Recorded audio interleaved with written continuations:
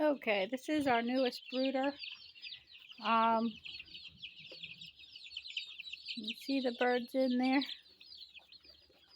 We have olive eggers, whale bar, opal leg bar, cream leg bar, marrons. We have the black copper marrons. We have lavender marrons.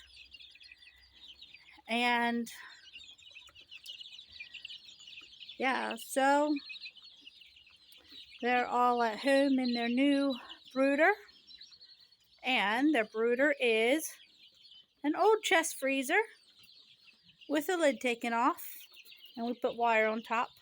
As you can see, I need to straighten out the wire yet. It's kind of ripply here, but we're still working at it. But they are really liking their new home for the next little bit until they get a little bit bigger. And the water probably won't stay up there because we want to make sure they all can reach it. But we only have one brick there. We'll put another brick and put the water down there probably, unless we see if they're all reaching it. But I'm guessing that they'll like to perch up on there. And we should figure out something for these to perch over here also. We just put a wire divider in there. If you can see that. And so that's our new brooder.